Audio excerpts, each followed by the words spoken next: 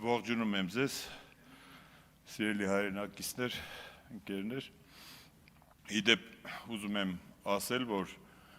քիչ առաջ կաթողիկոսանիստ քաղաքի դատարանի դատավորը հրաժարվեց մասը դառնալ այս ամոթալ իրադարձության եւ ինքնաբացարկ հայտնեց կաթողիկոսի ու մնացած 6 սրբազաններին դատելու process-ից։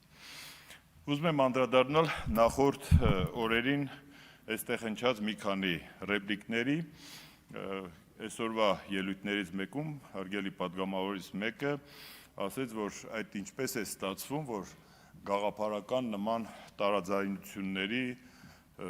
խորը անհաշտության մթնոլորտում Արամ Վարդևանյանը ցանկանում է մեզ մոտ աշխատել ԱԺ փոխնախագահ։ ԱԺ-ն կներեք ոչ ձերն է, ոչ մերն է, մենք բոլորս ժամանակավոր մարդիկ ենք այս շենքում եւ այս շենքի որևէ բացասական կամ դրական ասոցիացիաներ ցավոք կախված չի, ու բացասականներից մեկը կախված է նորանկախ Հայաստանի պատմության հետ, դա 99 թվականի հոկտեմբերի 27-ն է, բայց ցավոք դրական բոլոր ասոցիացիաները այս շենքի հետ դեռևս որ կապվում են ցավալիորեն խորհրդային ժամանակաշրջանի ամենահայտնի ղեկավարներից մեկի հետ, ասում են այս շենքում Դեմիրճյանն է նստել, այսինքն ազգային ժողովում չկա ինչ-որ մի երևելի իշխանություն նախորդ այսօրվա ժամանակաշրջանի, որ դրականորեն ազգային ժողովի ասոցիացիաները կապվի իր հետ, հետեւաբար ես արդեն ասեցի, հետեւաբար չի կարելի, իշխանությունը ձերն է, կառավարությունը ձերն է, բայց հաստատությունները ոչ մեկինս չեն, հաստատությունները Հայաստանի Հանրապետությանն են, ինչպես նաև դատարանները, իրավապահ մարմինները, դատախազությունը ու այդ թվում նաև ազգային ժողովը, հետեւաբար այդ ասոցիացիաները, որ մեր մոտ ազգային ժողովի փոխնախագահ աշխատելը տեղին չէ։ Ազգային ժողովի փոխնախագահի փոխոսնակի կամ նախագահի տեղակալի 3-րդ պաշտոնը սահմանադրությամբ, սահմանադրական օրենքներով ամրագրված իրավունք է, որ իր հետ նաև ենթադրում է պարտավորություն, այն է ընդդիմադիր զանգվածի, ընդդիմադիր ընտրողների ներկայացությունը ազգային ժողովի ղեկավար մարմնում։ Ինչ վերաբերում է Արամ Վարդևանյանի տեխնայությանը։ Բնականաբար այստեղ շատ խոսվեց Արամ Վարդևանյանի մարդկային, մասնագիտական որակների, նրա ճանաչելիության եւ ընդհանրապես իր հետ կապվող այս կողմից դրական, մյուս կողմից մի քիչ բացասական արձագանքների մասին, ուղղակի որպես նաեւ իրավաբան կարող եմ ասել, որ Արամ Վարդևանյանի ներկայացվածությունը ԱԺ նախագահությունում հաստատ բացասական ազդեցություն չի ունենալու ազգային ժողովի նախագահության, ընդհանրապես ազգային ժողովի աշխատանքների որակի վրա, ընդհակառակը տարբեր ձևաչափերում կարող է ունենալ նաև որպես գրագետ իրավաբան, որպես հանրային գործիչ նաև նրա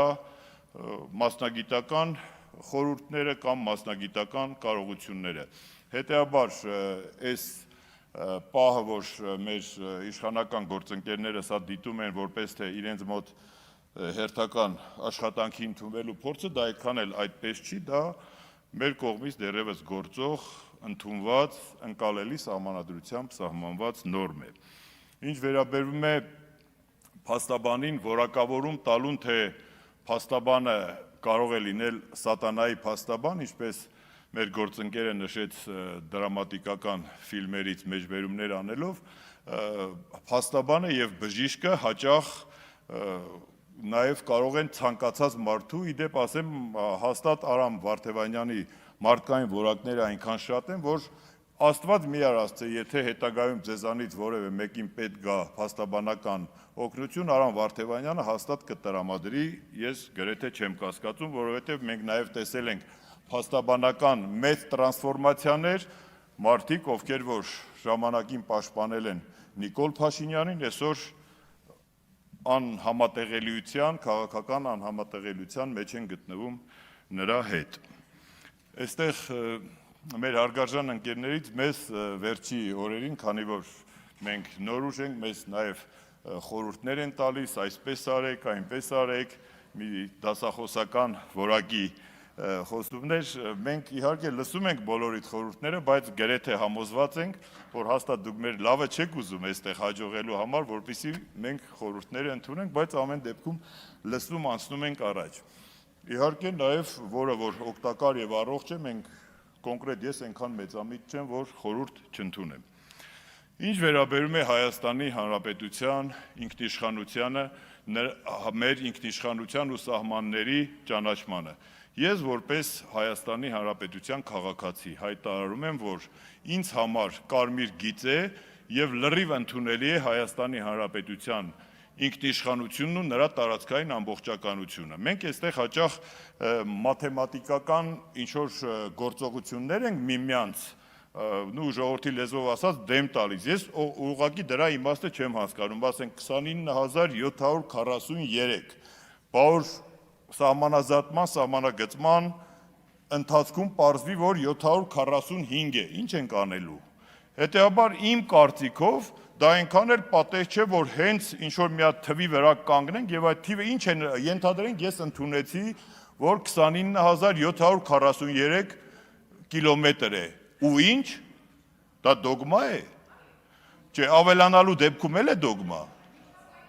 չէ, միջազգայնորենում չկա, ես նույնիսկ, ով էր խորհուրդ տալիս, ես գուգլեցի եւ տվեց բանը, մոտավորապես 29743, չտվեց կոնկրետ այսքան, հետևաբար ես ամենևին չեմ ուզում ոչ վիճարկել այդ թիվ թվաբանությունը, ուղղակի քանի որ մենք գտնվում ենք սահմանագծման, սահմանազատման պրոցեսում, չգիտեմ այդ թիվը կամ այդ քարտեզ ով է Հայաստանի Հանրապետության քարտեզից խուսափում, ուղղակի դա ինչ որ մենք դարձրել ենք ակցիա, այդ ակցիայի իմաստը անկեղծ ասած չեմ հասկանում, եթե ինչ որ մեկ ինձ բացատրի, գուցեև նաև հասկանամ։ Այստեղ խոսվեց Ռուսաստանի քաղաքացիների այս կողմ ուղղորդելու մասին, այսինքն տարբեր շրջանառվող լուրերի համաձայն վերագրվելիք, այսպես ասած, կանխակալ վերաբերմունքով ուժեղ Հայաստանը կարծես թե ըստ շրջանառվող լուրերի ինչ-որ բազմահազար մեր քաղաքացիների կամ չգիտեմ ռուսների եւ այլնի օգնությամբ ուղղորդել այստեղ, ես նայել եմ համեմատական մարդկային շարժի թիվ թվաբանությունը եւ Հայաստանի Հանրապետություն այդ ընթացքում գրեթե աննշան մարդկային հոսքի տարբերություն է եղել, այսինքն որևէ էական մարդկային հոսք համեմատած նախորդ տարվա նույն ժամանակաշրջանի հետ այստեղ չի եղել ու անընդհատ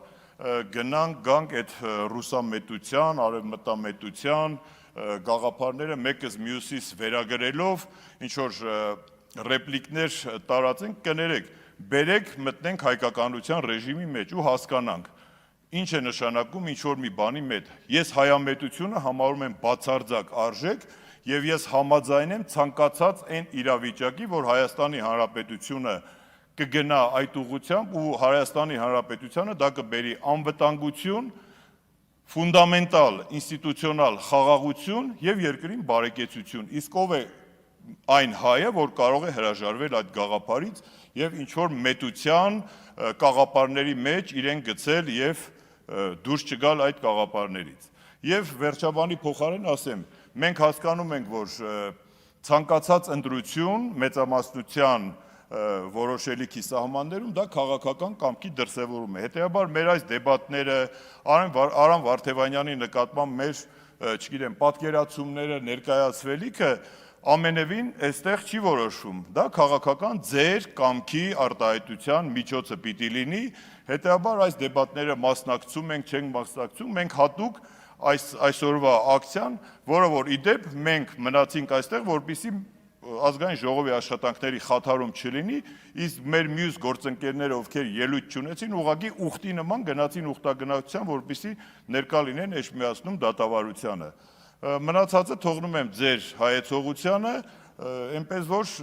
ուղղակի որպես մարդ, որպես իրավաբան ես ասում եմ Արամ Վարդևանյանի ներկայացվածությունը ԱԺ նախագահությունում ընդամենը պատիվ ու որակ կբերի եւ կփոխլրացնի միմյանց նկատմամբ ունեցած աշխատանքային հարաբերությունները։